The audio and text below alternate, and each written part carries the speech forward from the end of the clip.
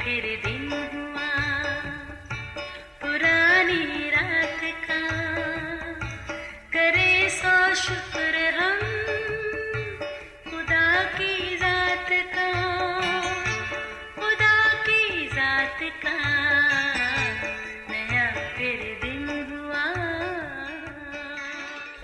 आज की आयत। जब वो बातचीत और पूछताछ कर रहे थे तो ऐसा हुआ कि यीशु आप नज़दीक आकर उनके साथ हो लिया। लूका 24 बाब 15वीं आयत। अजीज़ों, इन दिनों यरूशलेम शहर बहुत अजीब खबरों का मरकज़ बना हुआ था। वहाँ खोपड़ी की जगह यानी गुलगुता एक ऐसी जगह थी जहाँ रूमी सरकार के दौरे हुकूमत में बड़े मुजरमों को सलीबी मौत की सज़ा दी जाती थी। इन दिनों भी 2 डाकुओं को सलीबी मौत की सज़ा दी गई, मगर इस बार कुछ मुख्तलिफ ये था कि उनके साथ एक तीसरे मुजरिम को भी, बकौल उनके यीशु मसीह को भी सलीबी मौत की सज़ा दी गई। हैरत की बात यह थी कि जैसे ही ये वाक़या ज़हूर पजीर हुआ, हैरान कुन बातें रूनुमा होने लगीं। हुआ ये कि रूमी अदालतों से जिस मुजरिम बकौल उनके यीशु नासरी को सज़ाए मौत सुना दी गई, अव्वल तो ये कि उस पर किसी किस्म का कोई जुर्म साबित हुआ ही नहीं था। फिर भी लोगों ने उसे कांटों का ताज पहनाया, कोड़े लगाए, लान तान किया, सिर्फ इस वजह से कि वो खुद को यहूदियों का बादशाह कहता है। फिर सलीब उसके कंधों पर रखवा कर उसे खोपड़ी की जगह ले जाया गया ताकि दीगर बदकारों के साथ उसे भी कैफरे किरदार तक पहुंचाया जाए। सिर्फ यही नहीं, बल्कि बकौल उनके मुजरिम यीशु नासरी के सलीबी वक्त तक फितरत के गैर यकीनी बदलते रंग ढंग यानी 3 पहर तक 4 सू अंधेरा, भंचार का आना, कब्रें खुल जाना, मुकद्दसीन का कब्रों में से निकलकर मुख्तलिफ लोगों को दिखाई देना, ये सब कुछ यरूशलेम के लोगों के लिए हैरत ज़दा था। ये देखने और सुनने वाला शदीद उलझन का शिकार था कि ये मुजरम बकौल उनके यीशु नासरी था कौन। अजीज़ों, इन लोगों में यकीनन वो लोग भी शामिल थे जिन्होंने यीशु मसीह के मौजज़ात भी देखे होंगे और उस भीड़ में शामिल होकर उसकी तालीम से भी मुतासर हुए होंगे। आज इस सारे वाक़या को हुए 3रा दिन था। लगता है इस कार्रवाई को देखने यरूशलेम के गिरदोनवा के लोग आए हुए थे जो अब लौट रहे थे।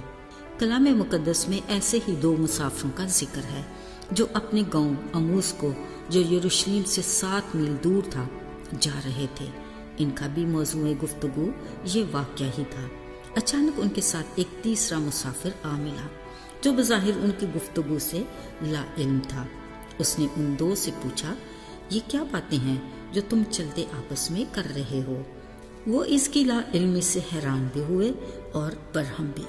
बोले, लगता है तो वाहिद शख्स है जो यरूशलेम के इन दिनों के हालात को नहीं जानता। फिर उन्होंने उसे यीशु मसीह के मसलूब होने तक, औरतों की फरिश्तों के साथ यीशु मसीह के जी उठने की खबर तक सारा माजरा कह सुनाया।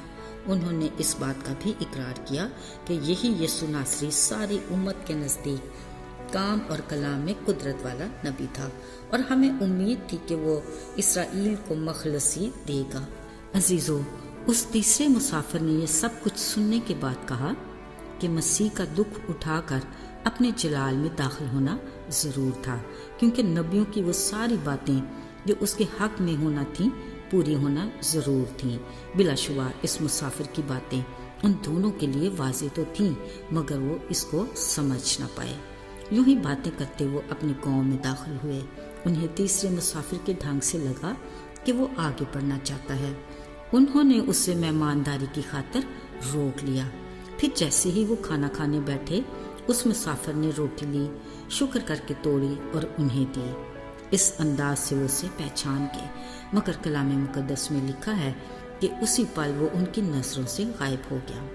बस वो उसी वक्त उठकर यरूशलेम को लौट गए और उन 11 शागिर्दों को बताया कि बेशक खुदावंद जी उठा है। अजीजों, एक बार फिर यीशु ने जाहिर होकर ये साबित किया कि वो जी उठा है। ये खबर यकीनन उसके परेशान हाल शागिर्दों के लिए खुशी, तसल्ली और इत्मीनान का बायस थी कि उनका उस्ताद यीशु मसीह अपने कहने के मुताबिक जी उठा है। अगरचे अपने कमज़ोर ईमान के बायस उनमें हिम्मत और दलेरी नहीं थी, کہ وہ بند کمروں سے نکل کر لوگوں کو اس کے جی اٹھنے کی گواہی دے سکیں، مگر مایوس ہونے کی قطعاً ضرورت نہیں۔ کلام مقدس میں لکھا ہے، یسوع کے کیے وعدے کے مطابق انہیں جیسے ہی روح القدس ملا، ان کی گواہی بشمول پطرس کے ہزاروں لوگ ایمانداروں کی جماعت میں شامل ہوتے رہے۔ عزیزو، اور یہ پہلی کلیسیا کی بنیاد رکھی گئی، اور اب تک نجات کے اسی پیغام کی بدولت مسیح کا بدن ترقی کرتا چلا آ رہا ہے، جس میں ہم بھی یقیناً شامل ہیں۔ عزیزو، آج ہمارے ہاتھوں میں خداوند کا کلام اپنے تمام تر ثبوتوں کے ساتھ موجود ہے کہ وہ جی اٹھا ہے، اور نجات کا پیغام ہمارے ایمان کی بنیاد ہے۔ مسیح میں نئی پیدائش کے ساتھ روح القدس ہمارا مددگار ہے، جو ہمیں دلیری دیتا ہے کہ آگے کو ہم اس کی نجات کے پیغام کو پھیلائیں، تاکہ گناہ کے مرض کے باعث دکھی انسانیت ہلاکت سے بچ کر ہمیشہ کی زندگی کے وارث بنے۔ عزیزو، دھیان رہے کوئی بھی خدا کی بادشاہی کی ضیافت سے باہر نہ رہ جائے۔ آئیے دعا کریں۔ اے خدا، تیری بے انتہا محبت کے لیے ہم تیرے شکر گزار ہیں۔ ہمیں دلیری دے کہ ہم نجات کے کام کو آگے بڑھا سکیں۔ یسوع کے نام میں آمین۔